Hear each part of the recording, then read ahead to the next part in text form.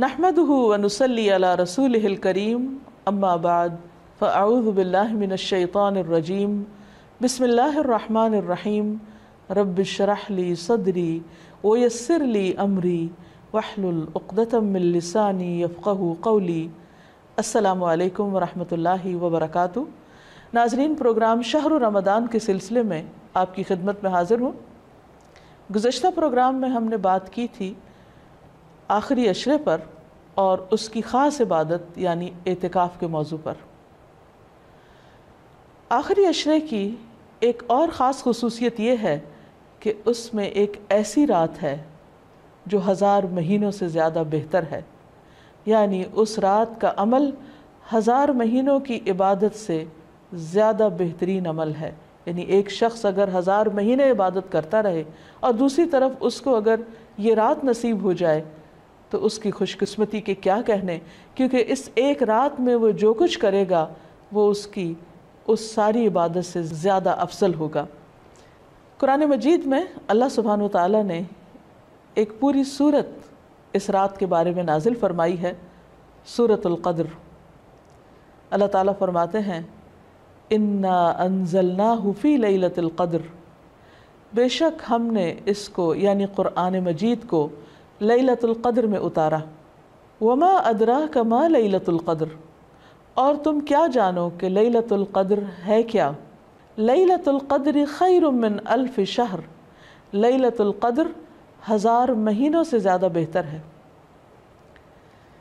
गोया इस रात की फ़जीलत इस बिना पर भी है कि इसमें कुरान मजीद नाजिल किया गया।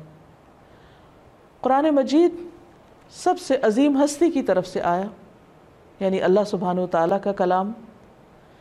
सबसे बेहतरीन इंसान यानी मोहम्मद सल्लल्लाहु अलैहि वसल्लम पर नाजिल किया गया। सबसे बेहतरीन महीने रमज़ान में नाजिल किया गया। सबसे बेहतरीन रात यानी लैलतुल क़द्र में नाजिल किया गया कि उस एक रात का अमल 1000 महीनों से ज़्यादा बेहतर है। और मज़ीद ये कि तनज़्ज़लुल मलाइकतु वर्रूहु फ़ीहा, उसमें फरिश्ते उतरते हैं, मलाइका उतरते हैं और रूह यानी जिब्रील अमीन उतरते हैं। सलामुन हिया हत्ता मतलाइल फ़ज्र, ये रात सरासर सलामती की रात है यहाँ तक कि फ़ज्र तुलू हो जाए। इतनी खूबसूरत रात, इतनी बेहतरीन रात, इतनी खैर व बरकत और भलाइयों से मामूर रात, क्या हम उसका इंतज़ार नहीं करेंगे? क्या हम उसको पाने की कोशिश नहीं करेंगे और उसके लिए मज़ीद तलब और तड़प बढ़ाएंगे नहीं? खुशकिस्मत है वो जो इस रात की भलाई पा गया और बदकिस्मत है वो जो इस रात की खैर से महरूम रह गया। इसलिए हमें आज से ही इस बात का तहैया कर लेना चाहिए कि इंशाअल्लाह हम आखिरी अशरे की सब रातों में इबादत करेंगे और पिछले 2 अशरों की निस्बत ज़्यादा करेंगे, ताकि हम इस रात में नेक अमल करके अपने नामा अमाल को बेहतर बना सकें। इस रात की तलाश में अगर पूरा अशरा भी इबादत करना पड़े तो कोई मुश्किल काम नहीं, कोई घाटे का सौदा नहीं, बल्कि नफ़ा ही नफ़ा है। क्योंकि ये रात जो खैर व बरकत की रात है, जिसको मिल गई उसकी खुशकिस्मती का क्या ठिकाना। लेकिन ये खुशकिस्मती उसके लिए है जो उसकी तलब रखे, उसके लिए भाग दौड़ करे, उसके इंतज़ार में रहे, उसका शौक़ रखे। ये रात जिसमें फ़रिश्ते उतरते हैं, इसके बारे में नबी सल्लल्लाहु अलैहि वसल्लम ने मज़ीद वज़ाहत की। फरमाया, हज़रत अबू हुरैरा से रिवायत है कि इन्नल मलाइकत तिलकल लैलति फ़िल अर्दि अक्सर मिन अददिल हसा, बिलाशुबा इस रात को ज़मीन में फ़रिश्तों की तादाद कंकरियों से भी ज़्यादा होती है। और फिर फ़रिश्ते जब उतरते हैं तो एक ख़ास किस्म का माहौल पैदा हो जाता है। हर तरफ नेकी का दौर दौरा होता है, एक ख़ास रूह होती है इस रात में। इसलिए हम सबको इससे भरपूर फ़ायदा उठाना है, क्योंकि एक अच्छा अमल 1000 माह के अमल से बेहतर है।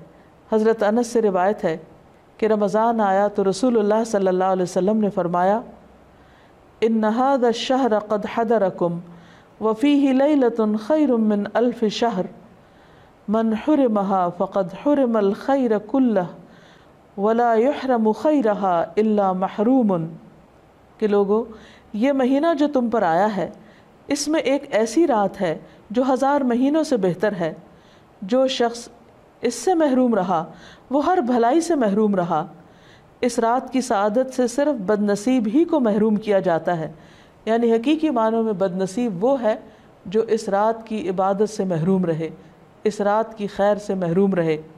لیلۃ القدر آخری عشرے کی کوئی بھی رات ہو سکتی ہے، لیکن نبی صلی اللہ علیہ وسلم نے خاص طور پر طاق راتوں میں اسے تلاش کرنے کا حکم دیا ہے۔ ابن عمر کہتے ہیں کہ رسول اللہ صلی اللہ علیہ وسلم نے فرمایا التمسوها في العشر الأواخر يعني ليلة القدر فإن ضعف أحدكم أو عجز فلا يغلبن على السبع البواقي۔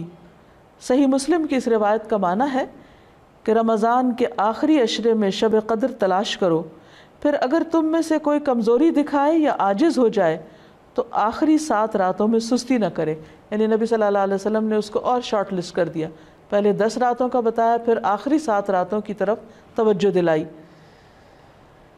اس رات کا قیام گناہوں کی بخشش کا ذریعہ ہے۔ نبی صلی اللہ علیہ وسلم نے فرمایا من قام لیلۃ القدر ایمانا واحتسابا غفر له ما تقدم من ذنبہ، جس نے لیلۃ القدر میں ایمان اور احتساب یعنی ثواب کی نیت سے قیام کیا، اس کے پچھلے تمام گناہ معاف کر دیے جائیں گے۔ اس سے یہ بات بھی پتہ چلتی ہے کہ اس رات کی سب سے افضل نیکی قیام کرنا ہے، یعنی اللہ تعالیٰ کے حضور کھڑے ہو کر زیادہ سے زیادہ قرآن مجید پڑھنا، یعنی نماز کی حالت میں، یا سننا ہے۔ اسی طرح اس رات میں شور ہنگامے، لڑائی جھگڑے، فضول اور لغو گفتگو سے بھی پرہیز کرنا چاہیے۔ عام طور پر ہوتا یہ ہے کہ جب لوگ مساجد میں اکٹھے ہوتے ہیں یا کچھ گھروں میں اکٹھے ہو کر اجتماعی طور پر قیام اللیل کا اہتمام کرتے ہیں تو پھر بعض اوقات تھکاوٹ ہونے کی صورت میں چائے کا دور چلتا ہے یا پھر گفتگو شروع ہو جاتی ہے، تو ہو سکتا ہے کہ وہی دعا کی قبولیت کا وقت ہو۔ اس لیے پوری رات میں انسان اپنے آپ پر خوب چیک رکھے، نظر رکھے کہ وہ عبادت کے سوا کسی اور چیز کی طرف دھیان نہ دے، اگر کوئی اور کر رہا تو اس کو بھی سمجھائے۔ اس سلسلے میں ایک حدیث ہے، عبادہ بن صامت سے مروی ہے کہ نبی صلی اللہ علیہ وسلم ہمیں شب قدر کی خبر دینے کے لیے تشریف لا رہے تھے کہ 2 مسلمان آپس میں جھگڑا کرنے لگے۔ اس پر آپ صلی اللہ علیہ وسلم نے فرمایا میں آیا تھا کہ تمہیں شب قدر بتا دوں، لیکن فلاں اور فلاں نے آپس میں جھگڑا کر لیا، پس اس کا علم اٹھا لیا گیا اور امید ہے کہ تمہارے حق میں یہی بہتر ہوگا۔ اس حدیث سے ہمیں 2 باتیں پتہ چلتی ہیں۔ ایک تو یہ کہ مسلمانوں کا باہم لڑائی جھگڑا، فتنہ فساد ان کو بہت سی خیر سے محروم کر دیتا ہے۔ ایک اور حدیث کے مطابق فساد اور باہمی تعلقات کی خرابی دین کو مونڈ دینے والی ہے، یعنی دین کا صفایا کر دیتی ہے۔ وہاں کوئی ایمان اور تقوی اور خیر بھلائی باقی نہیں رہتی جہاں لوگوں کے درمیان باہم تعلقات اچھے نہیں ہوتے۔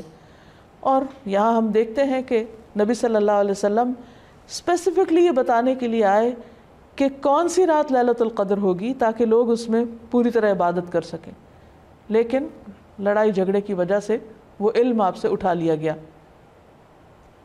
لیکن آپ نے یہ فرمایا کہ اسی میں بھلائی ہوگی۔ اس سے ہمیں ایک اور بات بھی پتہ چلتی، اور وہ یہ کہ نبی صلی اللہ علیہ وسلم انتہا درجے کی مثبت سوچ رکھتے تھے۔ وہ ہر اس موقع پر جہاں کوئی شخص پریشان ہو کر کام چھوڑ سکتا ہے یا ڈپریشن میں جا سکتا ہے، آپ اس موقع پر بھی ہمیشہ یہی بتاتے کہ اس میں بھی بھلائی ہے، اس میں بھی خیر ہے۔ اور ہم اگر غور کریں تو خیر نظر بھی آتی ہے۔ وہ یہ کہ اگر ہمیں یہ پتہ ہوتا کہ فلاں ایک رات لیلۃ القدر ہے، مثلاً بعض لوگ جیسے کہتے ہیں 27ویں کی رات یا کوئی اور رات، تو پھر ہم صرف عبادت اسی رات میں کرتے۔ اب چونکہ پتہ نہیں کہ کون سی رات ہے تو اس ایک رات کو تلاش کرنے کے لیے ہم اور بھی بہت سی راتوں میں عبادت کر لیتے ہیں، جو یقینی طور پر ثواب اور اجر کا کام ہے۔ لیلۃ القدر اگرچہ یہ نہیں پتہ چلتا کہ کون سی رات ہے، لیکن اس کی کچھ علامات ہمیں بتائی گئی ہیں۔ وہ علامات کیا ہیں؟ احادیث کی روشنی میں دیکھیے، نبی صلی اللہ علیہ وسلم نے فرمایا شب قدر کی صبح کو سورج کے بلند ہونے تک اس کی شعاع نہیں ہوتی، وہ ایسے ہوتا ہے جیسے تھالی، یعنی سورج نظر تو آتا ہے لیکن اس کی شعاعیں نہیں نظر آتی۔ یعنی سورج کا رنگ ایک طرح سے مختلف ہوتا ہے۔ ایک اور روایت میں آتا ہے، حضرت ابو ہریرہ سے روایت ہے کہ ہم نے رسول اللہ صلی اللہ علیہ وسلم کے پاس شب قدر کا ذکر کیا تو آپ نے فرمایا تم میں سے کون اسے یاد رکھتا ہے؟ اس میں جب چاند نکلتا ہے تو ایسا ہوتا ہے جیسے بڑے تھال کا کنارہ، یعنی اس کو بھی آپ نے تھال سے تشبیہ دی، لیکن کنارہ اس لیے کہ آخری راتوں میں چاند پورا نہیں رہتا، ایک کنارے کی طرح رہ جاتا ہے۔ اسی طرح ابن عباس سے مروی ہے کہ رسول اللہ صلی اللہ علیہ وسلم نے فرمایا شب قدر آسان اور معتدل رات ہے جس میں نہ گرمی ہوتی ہے اور نہ سردی۔ اس صبح کا سورج اس طرح طلوع ہوتا ہے کہ اس کی سرخی مدھم ہوتی ہے، یعنی سورج کی ایک نشانی بتائی گئی، لیکن ظاہر ہے کہ وہ تو جب رات گزر جاتی ہے پھر ہی نظر آتا ہے، اس لیے اس پر نہیں رہنا چاہیے کہ فلاں رات تھی یا فلاں رات تھی، توجہ اس پہ رہنی چاہیے کہ ہمیں ہر رات سے کس طرح فائدہ اٹھانا ہے۔ ایک اور روایت میں آتا ہے، حضرت زر سے روایت ہے، انہوں نے کہا کہ میں نے ابی ابن کعب کو یہ فرماتے ہوئے سنا، ان سے کہا گیا کہ حضرت عبداللہ بن مسعود فرماتے ہیں کہ جو آدمی سارا سال قیام کرے وہ لیلۃ القدر کو پہنچ گیا۔ حضرت ابی فرمانے لگے کہ اللہ کی قسم جس کے سوا کوئی معبود نہیں، وہ شب قدر رمضان میں ہے۔ وہ یقین کے ساتھ قسم کھاتے ہیں، اللہ کی قسم بے شک میں جانتا ہوں وہ کون سی رات ہے۔ یہ وہی رات ہے جس میں اللہ کے رسول صلی اللہ علیہ وسلم نے ہمیں قیام کا حکم دیا۔ اس رات کی صبح 27 تاریخ تھی اور اس کی علامت یہ تھی کہ سورج طلوع ہوا تو اس کی سفیدی میں شعاع نہ تھی، اور یہ ہو سکتا ہے کہ اس سال 27ویں رات ہو، لیکن یہ ضروری نہیں کہ صرف 27ویں رات ہی شب قدر ہو۔ ام المومنین حضرت عائشہ کہتی ہیں کہ میں نے پوچھا اے اللہ کے رسول صلی اللہ علیہ وسلم، اگر میں شب قدر پالوں تو اس میں کیا کہوں، یعنی کون سی خاص دعا مانگوں؟ آپ نے فرمایا کہو اللہم انک عفو کریم تحب العفو فاعف عنی، اے اللہ تو معاف کرنے والا ہے، کرم فرمانے والا ہے، معاف کرنے کو پسند کرتا ہے، پس تو مجھے معاف کر دے۔ اس سے یہ پتہ چلتا ہے کہ اس رات بھی زیادہ سے زیادہ اللہ سبحانہ وتعالیٰ سے بخشش کی دعا کرنی چاہیے، معافی اور درگزر کی دعا کرنی چاہیے۔ اس کے علاوہ انسان قرآن مجید کی تلاوت کر سکتا ہے، اگر خواتین نماز نہ پڑھ سکیں تو ذکر اذکار کر سکتی ہیں، تسبیحات کر سکتی ہیں، اپنی غلطیوں کی معافی مانگ سکتے ہیں ہم سب، کیونکہ اللہ تعالیٰ بندے کی توبہ سے خوش ہوتے ہیں۔ ایک حدیث میں آتا ہے کہ نبی صلی اللہ علیہ وسلم نے فرمایا ایک آدمی گناہ کرتا ہے پھر کہتا ہے کہ اے اللہ میرا گناہ معاف کر دے، تو اللہ تعالیٰ فرماتا ہے کہ میرے بندے نے گناہ کا کام کیا اور اسے علم ہے کہ اس کا کوئی رب بھی ہے جو گناہوں کو معاف فرماتا ہے اور ان پر مواخذہ کرتا ہے، میں نے اپنے بندے کو معاف کر دیا۔ یعنی اللہ تعالیٰ اس بات سے خوش ہوتے ہیں کہ بندہ اللہ تعالیٰ سے معافی کی دعا مانگے۔ پھر اللہ تعالیٰ بخشش کا وعدہ بھی کرتے ہیں۔ رسول اللہ صلی اللہ علیہ وسلم نے فرمایا کہ شیطان نے اللہ عز و جل سے کہا مجھے تیری عزت اور جلال کی قسم، میں تیرے بندوں کو اس وقت تک گمراہ کرتا رہوں گا جب تک ان کے جسم میں روح رہے گی، یعنی جب تک وہ فوت نہیں ہو جاتے۔ اور اللہ تعالیٰ نے فرمایا مجھے اپنی عزت اور جلال کی قسم، جب تک وہ مجھ سے معافی مانگتے رہیں گے میں بھی انہیں معاف کرتا رہوں گا۔ یعنی اللہ تعالیٰ کو معاف کرنا پسند ہے، اس لیے خصوصی طور پر لیلۃ القدر میں اپنے گناہوں کی معافی مانگنی چاہیے، کیونکہ اس میں قبولیت کی گھڑیاں ہوتی ہیں۔ اور استغفار کا فائدہ یہ بھی ہے کہ انسان عذاب سے محفوظ رہتا ہے۔ قرآن مجید میں آتا ہے کہ اللہ تعالیٰ ان کو عذاب نہیں دیں گے جب تک وہ استغفار کرتے رہیں گے۔ کوئی بھی انسان یا قوم اپنی کوتاہیوں، غفلتوں، گناہوں کی وجہ سے اللہ تعالیٰ کو ناراض کر دیتی ہے، لیکن اللہ تعالیٰ رب الرحیم ہے، غفور الرحیم ہے، وہ اپنے بندوں کو معاف کر دیتے ہیں۔ لہٰذا اس موقع پر ہمیں انفرادی توبہ کے علاوہ اجتماعی توبہ بھی کرنی چاہیے۔